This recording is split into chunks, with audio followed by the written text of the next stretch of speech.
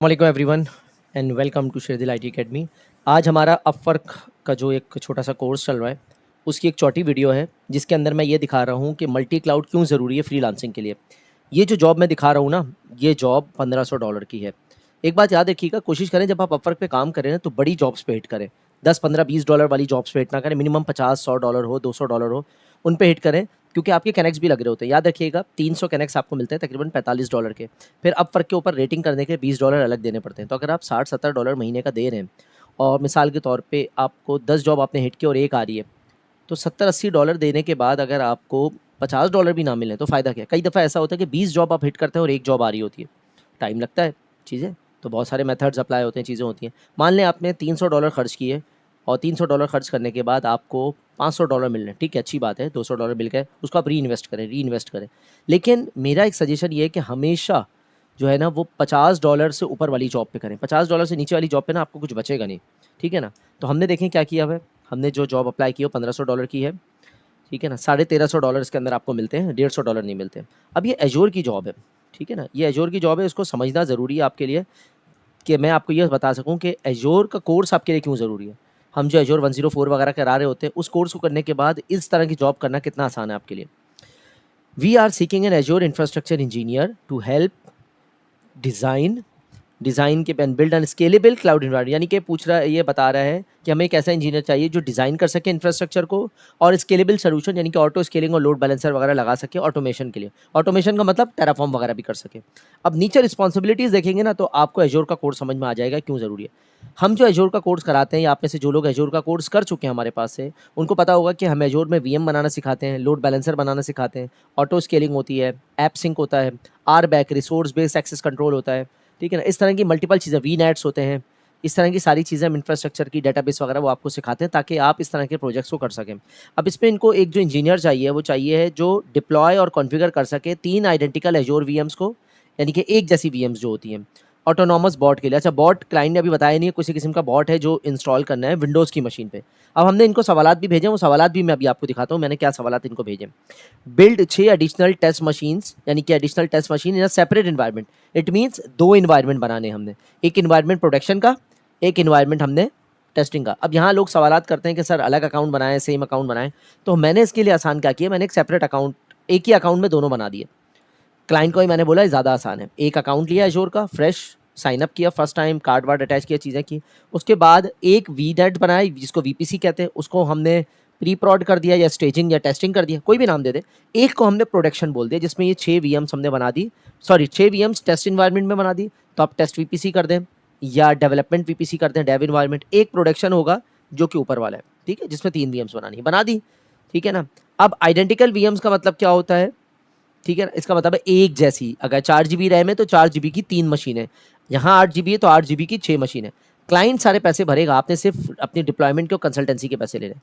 Ensure करना है reliability, performance और सिक्योरिटी अक्रॉस एनवायरनमेंट। सिक्योरिटी में सिक्योरिटी ग्रुप आप लगाएंगे, रिसोर्स बेस्ड एक्सेस कंट्रोल लगाएंगे, मशीन के अंदर इंक्रिप्शंस लगाएंगे, मशीन के सिक्योरिटी ग्रुप्स के ऊपर आरडीपी की पोर्ट्स ना खुली हुई हों, कोई और पोर्ट अप्लाई कर दें, आप रैंडम पोर्ट लगा दें या फिर आईपी वाइट लिस्टिंग कर दें, ये सारे काम आपने करने होते हैं।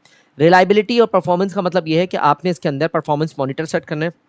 एडब्ल्यूएस में क्लाउड वॉच होता है, इनकी अपनी परफॉर्मेंस मॉनिटरिंग का सिस्टम होता है एजोर का, वो लगाएं और उससे मॉनिटर करें कि मशीन ओवर प्रोविजन है या अंडर प्रोविजन है। ओवर प्रोविजन और अंडर प्रोविजन का मतलब समझ लें आप क्या है। ओवर प्रोविजन का मतलब है मशीन 4 GB की जरूरत थी, आपने 8 GB बना दी। अंडर प्रोविजन का मतलब है मशीन 8 GB की जरूरत थी, 4 बना दी, मशीन चोक हो रही है। तो वो आपको कुछ दिन के बाद पता लगेगा जब इसकी हिस्ट्री आना शुरू होगी, फौरी तौर पे आपको मालूम नहीं चलेगा। नीचे आ जाए, नीचे आने के बाद क्या करेंगे, इंश्योर रिलायबिलिटी हो गया। Monitoring backup and access control, access control का पता है कौन कौन इस मशीन को यूज करेगा, किस किस के पास एक्सेस होगा।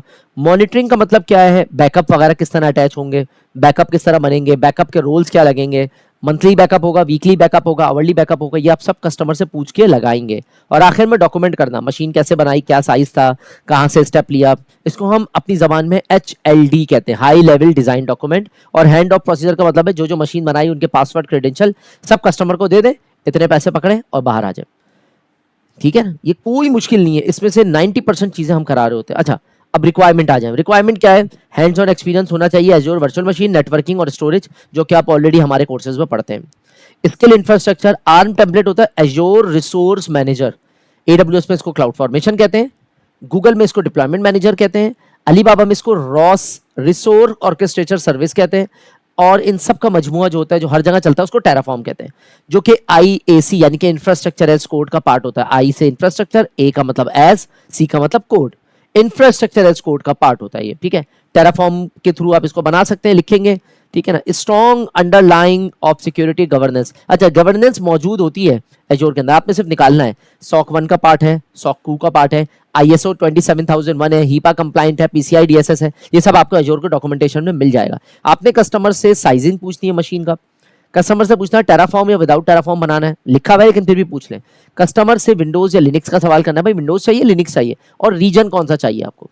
उसके बाद आप इसको नंबर ऑफ डेज बता देंगे। अच्छा एजोर सर्टिफिकेशन मेरी क्योंकि एक्सपायर हुई हुई है तो मैंने उनको कस्टमर को बता दिया था, हालांकि 104 जो है एडमिनिस्ट्रेटर है, 305 आई थिंक एक्सपर्ट की या आर्किटेक्ट की है, मुझे अभी याद नहीं, 304 आर्किटेक्ट की है, 305 शायद एक्सपर्ट की है, ठीक है। और ability to work independently with a fully remote environment, यानी कि fully remote environment, sorry full environment build out करना है रिमोटली, ठीक है ना। आप ये ऑफर क्या कर रहे हैं, यही ऑफर कर रहे हैं, खैर इसकी जरूरत नहीं है, आपने सिर्फ इसको फोकस करना है। ये प्रोजेक्ट आपने कर दिया तो हो सकता है ये सपोर्ट में आपको ले लें मंथली। हमारे कई स्टूडेंट्स हैं जिन्होंने एक प्रोजेक्ट किया, उनको पसंद आया, सपोर्ट पे लिया। अभी एक स्टूडेंट की एग्जांपल है हमारे पास, वो 3 घंटे के लिए कहीं हायर हुआ, ठीक है ना, 3 घंटे कस्टमर ने 1 या 2 महीने उसको देखा और उसके बाद फुल टाइम उसको ऑफर कर दी, उसको फुल टाइम ऑफर कर दी, तकरीबन 2.5 से 3 लाख रुपए यानी कि पाकिस्तानी $1000 के ऊपर, ठीक है ना, उसको ऑफर कर दिया और वो जाके उसने काम स्टार्ट कर दिया। अब हमने जो उसको मैसेजेस किए ना, वो मैसेजेस मैं आपको दिखाता हूँ कि वो मैसेजेस हमने इसको क्या किए हैं। अब जो मैसेजेस हमने किए ना उसको समझना आपको बहुत ज़रूरी है, वो मैसेजेस मैं आपको दिखाता हूँ। ये देखिए मेरी इससे बात चल रही है, ये मैंने इसको मैसेजेस किए थे, मेरी सारी बात कल इससे इंटरव्यू हो गया था मेरा, फिर मैंने इससे बात की इन स्कोप में क्या है, प्रोविजन 3 आइडेंटिकल VMs करना है, ठीक है, ये सारी बातें in scope out of scope, ये सब था। आउट ऑफ स्कोप में मैंने कहा भाई डायग्राम नहीं दूंगा, ऑटो स्केलिंग नहीं करूंगा, डिजास्टर रिकवरी का सेटअप नहीं करूंगा, CI/CD स्कोप लॉक करना बहुत जरूरी है। स्कोप लॉक किए बगैर करोगे कस्टमर काम कराता चला जाएगा, ठीक है ना। क्लैरिफाइंग क्वेश्चन में क्या है, ऑटोनॉमस बॉट है, what type of autonomous bot run, ठीक है ना, RPA और ये सब, ठीक है ना। ये सवाल पूछते हैं भाई कौन सा बॉट करना है, ऑपरेटिंग सिस्टम कौन सा चाहिए, विंडोज चाहिए, लिनक्स चाहिए, या कोई स्पेसिफिक डिस्ट्रीब्यूशन चाहिए आपको, VM की स्पेसिफिकेशन क्या होगी, CPU रैम वगैरह क्या होगा, एडमिन एक्सेस किस तरह का चाहिए, एडमिन बेस्ट इन VPN क्या क्या चाहिए आपको, ठीक है ना। प्रोजेक्ट टाइमलाइन हमने किया है कि भाई विद टेराफॉर्म के साथ 15 दिन लगेंगे, विदाउट टेराफॉर्म के साथ 10 दिन लगेंगे। सिंपल सवाल, कोई उल्टी सीधी बात नहीं। इस तरह के प्रोजेक्ट्स आप कर सकते हैं मल्टी क्लाउड करने के बाद। ये मेरी यूट्यूब की जो मल्टी क्लाउड की जो मैं सीरीज बना रहा हूँ फ्रीलांसिंग की, उसकी मेरी 4थी वीडियो है। इंशाल्लाह और इस तरह की वीडियो लेकर आ रहा हूँ मैं जो आपको काफ़ी ज़्यादा हेल्पफुल करेगी, तो इसको देखें समझें और इस तरह के अपने अकाउंट बनाएं। और अगर अपवर्क में या प्रोजेक्ट में या ट्रेनिंग में कोई हेल्प आउट चाहिए तो मुझसे आप कॉन्टैक्ट कर सकते हैं और मेरी टीम से कॉन्टैक्ट कर सकते हैं। See you in the next lecture, thank you.